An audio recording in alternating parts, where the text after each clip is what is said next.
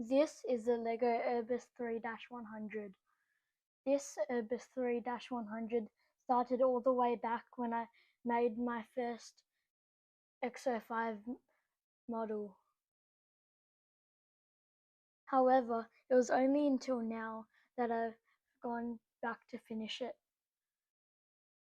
It was about a month ago that I started this new version. This new version is very similar to my old version, with the differences being the windows and curved trim. The curved trim on the top is curved slopes on the brick variant rather than the 2x4 curved slopes with studs, not right, without studs, rather anti-studs on the bottom. That was very similar to my XO5 model. This Urbos 3 consists of 5 carriages. We'll start with the middle carriage. The middle carriage is very similar to my XO5s, with the difference being the curved trim and an extra stud in the middle. The bogies are almost exactly the same as well. The interior is completely low floor, not even in a ramp, which was especially challenging to make, but I made it happen.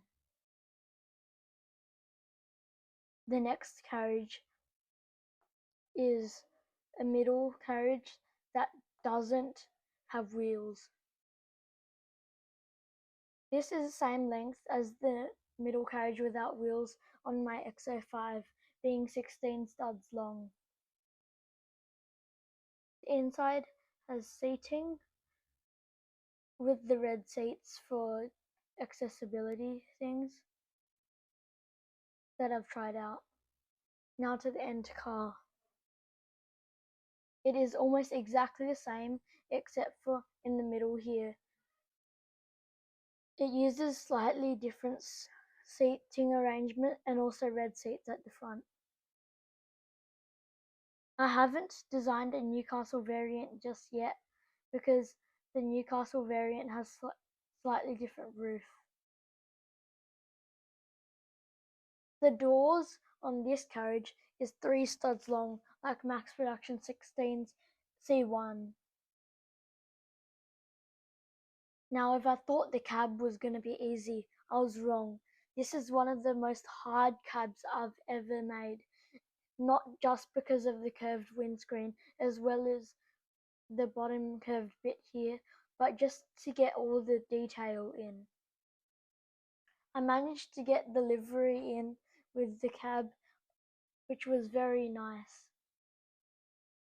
The curved windows, not the windscreen, the actual curved windows on this side, is very similar to my XO5.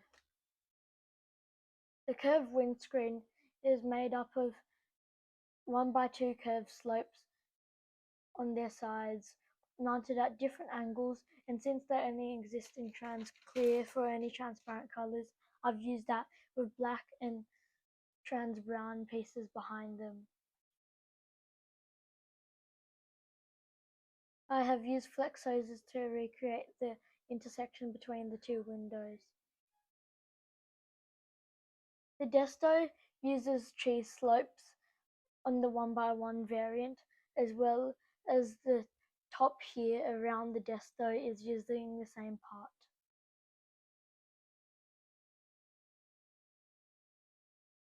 And of course, I made the bottom front removable so I can connect it to my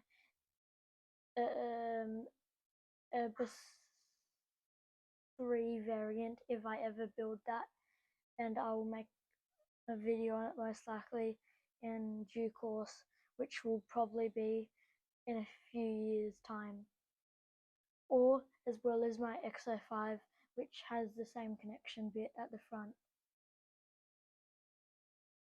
The reason why this is a Urbos 100 or Urbos 3-100 is because the lip on the cap extends taller than the actual curved trim. as well as the Concertina is a bit angled to follow the angle on the real tram, but since it's extremely hard to put angles on trams in this scale I'm building it, I just left it as is. You can see just how complicated this concertina is for all the connection points while still being very strong.